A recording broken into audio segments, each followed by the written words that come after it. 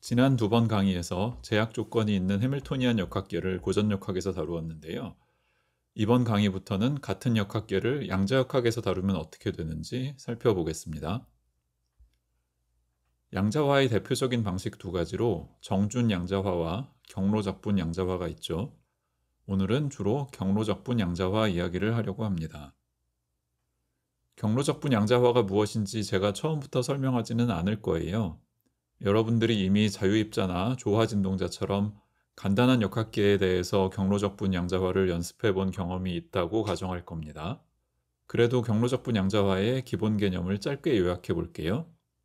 어떤 역학계의 작용 범함수가 주어져 있을 때 고전 역학에서는 그 범함수를 미분해서 여러 경로 중에서 딱 하나를 골라내는 작업을 한다면, 양자역학에서는 그 범함수를 지수함수 위에 올린 다음에 여러 경로에 대해 모두 다 더해주는 작업을 해요. 플랑크 상수 h바가 0으로 가는 극한에서 양자역학은 고전역학으로 수렴해야 하고요. 파인만 선생이 처음 경로적분 양자화를 도입했을 때는 라그랑지안 관점에서 했고요. 그래서 적분의 측도, measure도 위치좌표 x만 가지고 정의했는데요. 나중에 다른 사람들이 경로적분 양자화와 정준 양자화를 비교해 보니 경로적분의 측도를 해밀토니안 관점에서 정의해야 마땅하다는 사실이 드러났어요. 위치좌표 x가 이루는 공간에서는 양자화와 연결하기에 적당한 측도를 정의할 방법이 마땅치 않은 반면에 위치좌표 x와 운동량 p가 함께 이루는 위상 공간에는 양자화에 딱 알맞은 측도가 이미 정의되어 있으니까요. 그래서 우리는 오늘 강의 내내 해밀토니안 관점을 유지하면서 경로적분 양자화 이야기를 할 거예요. 우리의 주된 관심사는 제약 조건을 다루는 방법인데요. 일반론을 펼치기 전에 구체적인 예시를 하나 들어볼게요. 2차원 XY 평면 위에서 자유롭게 움직이는 입자를 고려해요.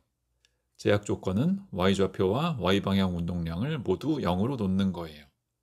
고전역학 입장에서는 그냥 처음부터 Y방향이 아예 없는 1차원 문제를 다루는 것과 완전히 똑같죠. 하지만 굳이 2차원 문제를 양자화한 다음에 제약 조건을 양자역학적으로 부여하는 과정을 상상해 보자고요. 전체 힐버트 공간은 X방향 힐버트 공간과 Y방향 힐버트 공간의 텐서 곱으로 쓸 수 있는데요. Y방향 운동을 다 막는다고 해도 Y쪽 힐버트 공간의 상태 벡터를 하나는 남겨두어야 하죠.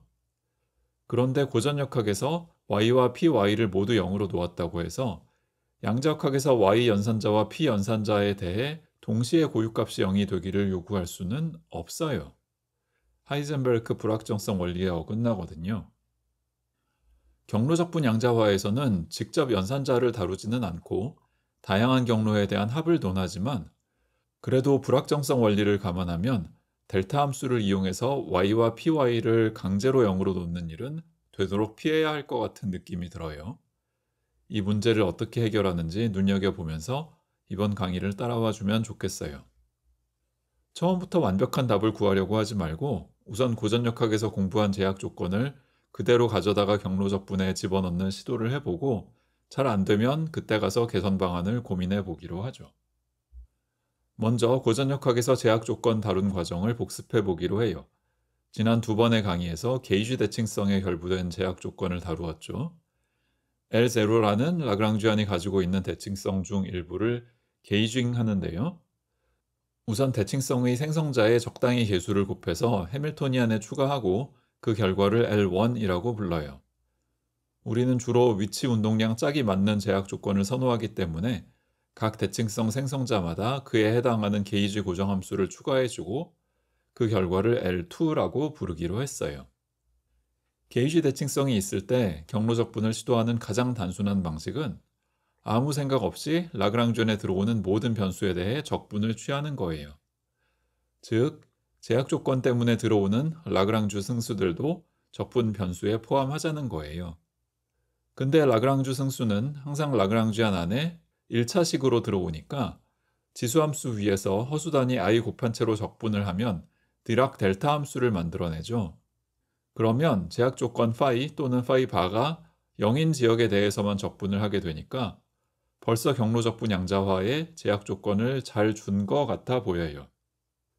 이 그럴듯한 시도가 정확히 우리가 원하는 결과를 주냐면 그렇지 않아요.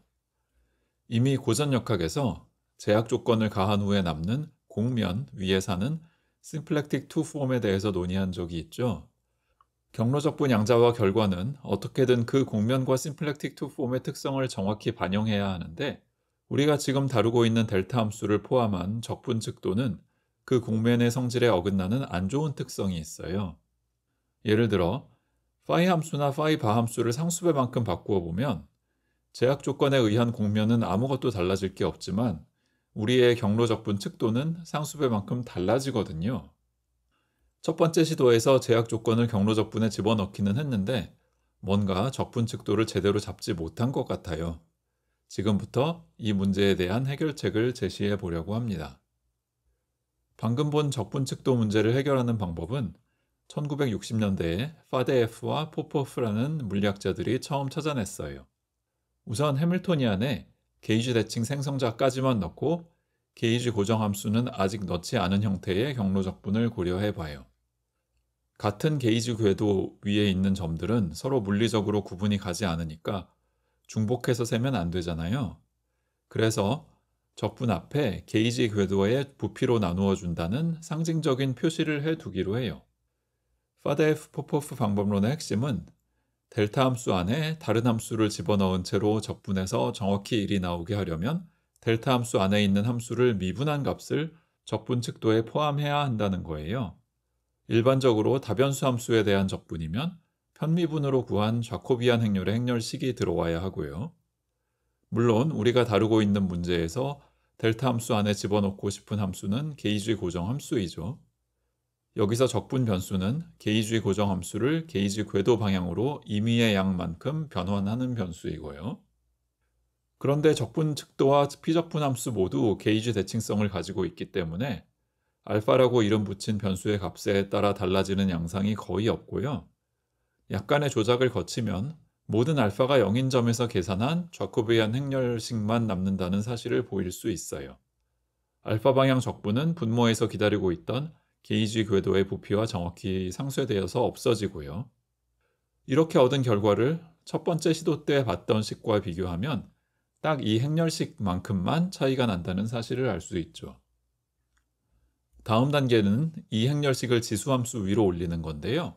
곱하는 순서를 바꾸면 부호가 바뀌는 소위 그라스만 변수에 관한 적분을 활용하면 쉽게 할 수 있어요. 그라스만 변수도 일반 변수들처럼 복속 켤레 개념을 적용할 수 있는데 여기서 C와 C바라는 변수들은 모두 각각 복속 켤레를 취했을 때 자기 자신으로 돌아오는 일종의 실변수로 잡았어요. 지금까지 우리가 한 일을 모두 정리해 보기로 하죠. 경로적분에 들어오는 변수로는 처음부터 있던 XP, 제약 조건을 부여하기 위한 라그랑주 상수 카파 카파바, 그리고 파데에프 포포프 행렬식을 다시 작용함수로 끌어올리는 역할을 하는 그라스만 변수 CC바가 있어요. 여기 L3라고 이름을 붙인 라그랑주안은 고전역학에서 이미 본 항들을 모두 포함하고 추가로 파데에프 포포프 행렬식 때문에 들어온 항도 가지고 있어요. 자, 이제 적분 측도와 라그랑주안 모두 잘 갖추어진 것 같아요. 딱 2번의 시도 만에 정답을 찾은 건가요? 오늘 강의 여기서 마칠까요? 아니요. 여기 적은 경로적분 양자와 공식에는 몇 가지 아쉬운 점이 남아 있어요. 경로적분식에 등장하는 변수들 중에 먼저 동력학 변수 xp 쪽을 보면 정준 양자화 관점에서는 x와 p가 x 교환자 p는 IH 바라는 식을 만족하는 연산자가 된다는 사실을 알고 있죠. 양자역학의 교환자, 커뮤테이터는 고전역학의 포화성 브래켓과 밀접하게 연결된다는 사실도 알고 있고요. 그렇다면 보조변수 카파 카파바, CC바는 정준 양자화에서 어떻게 취급해야 할까요? 얼핏 보면 보조변수들은 포화성 브래켓 같은 구조를 전혀 가지고 있지 않은 것 같은데 그러면 정준 양자화에서 연산자로 볼 수 없는 걸까요? 이와 연결된 다른 문제도 있는데요. 카파 카파바에 대한 적분은 파이 파이바에 대한 델타 함수를 만들어내서 고전역학에서처럼 아주 강하게 제약 조건을 요구해요. 그런데 오늘 강의 초반부에 예시를 들어 설명한 것처럼 정준 양자화에서 좌표 운동량 짝을 동시에 고정할 수는 없거든요. 이 두 가지 문제를 어떻게 해소하면 좋을까요? 다행스럽게도 이 두 문제를 한 번에 해결하는 방법이 알려져 있어요. 완전히 새로운 방법을 도입할 필요도 없고요. 앞에서 본 파데프 포포프 방법론을 살짝 변형해서 적용하면 돼요. 델타 함수 안에 게이지 고정함수 파이 바를 넣을 때 그냥 넣지 말고 카파 바의 시간 미분한 값을 더해서 넣어 보아요.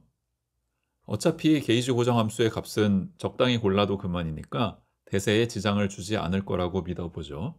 물론 여기저기 수식이 조금씩 달라지는데요. 예컨대 파데프 포포프 행렬식에도 시간에 대한 2차 미분의 연산자가 들어와요.